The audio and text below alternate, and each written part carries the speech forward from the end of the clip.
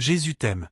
Patrick Juvet, né le 21 août 1950 à Montreux, en Suisse, n'était pas seulement un chanteur et compositeur.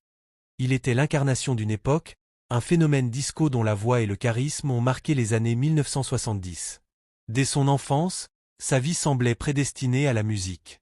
Fils de Robert Juvet, propriétaire d'une entreprise de radio et de télévision, et de Janine Juvet, femme politique et résiliente survivante de la Seconde Guerre mondiale, Patrick grandit dans un univers à la fois cultivé et exigeant. La musique américaine, qui baignait son environnement familial, devint très tôt une obsession, forgeant en lui ce goût pour les sons vibrants et les mélodies accrocheuses. À 6 ans, il intègre le Conservatoire de Lausanne et se distingue rapidement, remportant un premier prix au piano. Mais le destin, avec ses caprices, le pousse ailleurs. À 17 ans, une opportunité inattendue de mannequinat à Düsseldorf le détourne de ses études en art décoratif, et à 18 ans, il s'impose comme mannequin en Allemagne. Pourtant, malgré ce succès mondain, la musique reste son essence. Il joue du jazz, perfectionne son jeu et compose ses premières chansons.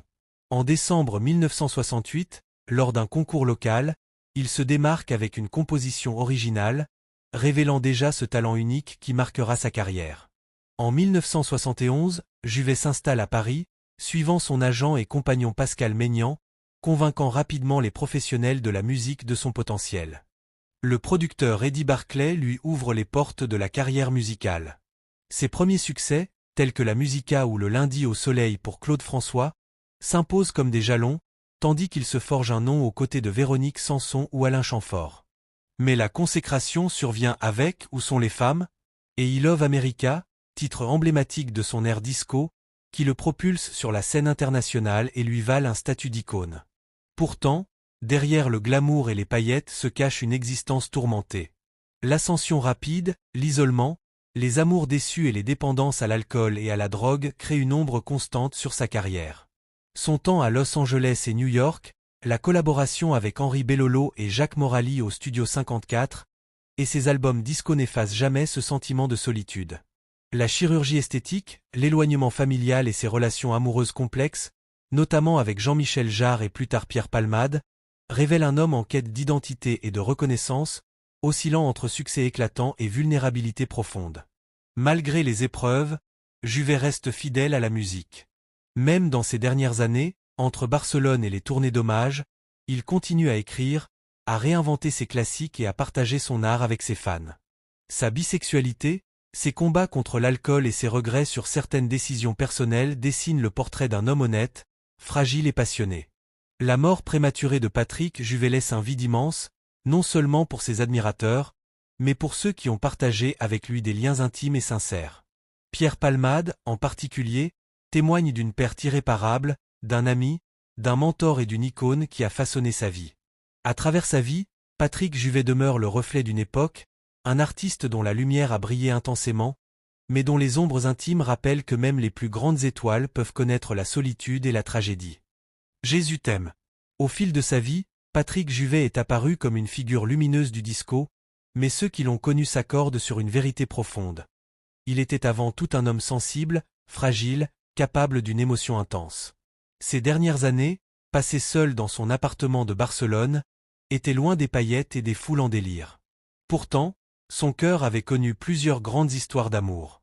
Dans les années 1970, il rencontre Florence Abouquet, romancière et productrice française, qui deviendra sa première épouse.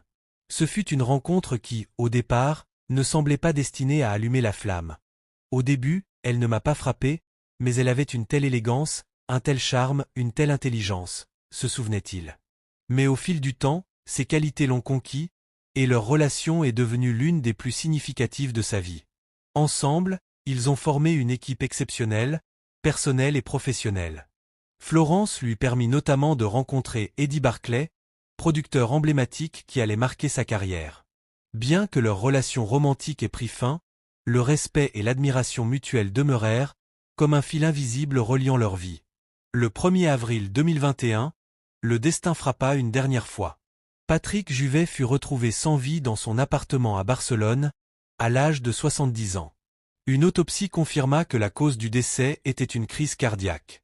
Son agent, Yann Hidou, se remémora leur dernière conversation, quelques jours plus tôt, avec une émotion palpable, je pensais qu'il allait bien. Malgré les rumeurs et les spéculations liées à sa solitude ou à la pandémie de Covid-19, Idou affirma que Patrick pouvait encore trouver de la joie dans les plus petits gestes de la vie. Un appel, un rayon de soleil, un sourire éphémère. Le chanteur avait traversé de nombreuses épreuves.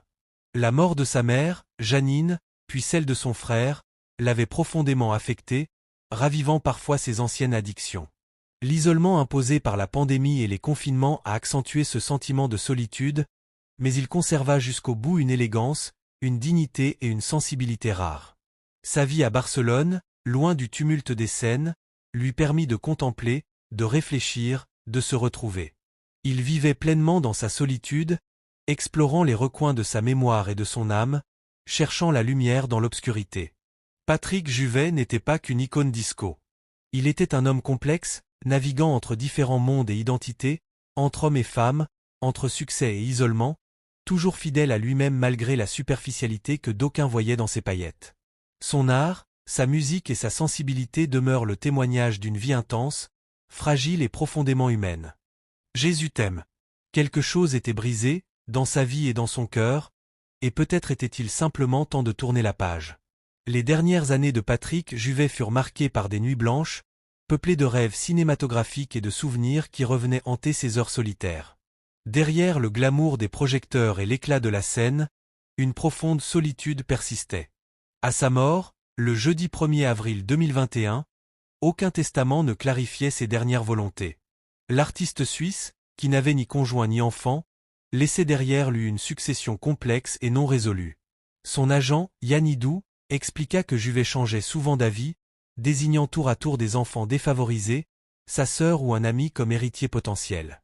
Cette indécision obligea le notaire en charge, maître Pascal Hofer, à publier un appel officiel à tous les créanciers et débiteurs pour régulariser la succession.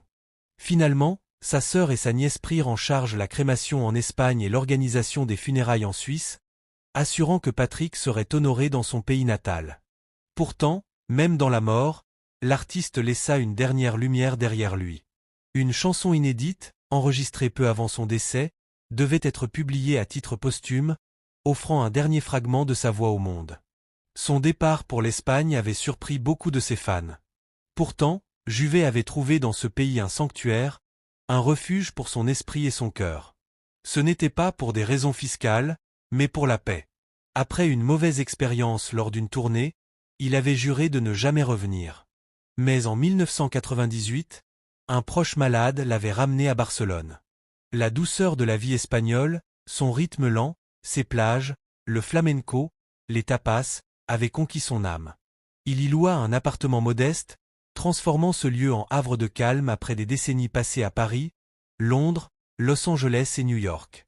Barcelone devint plus qu'un refuge physique.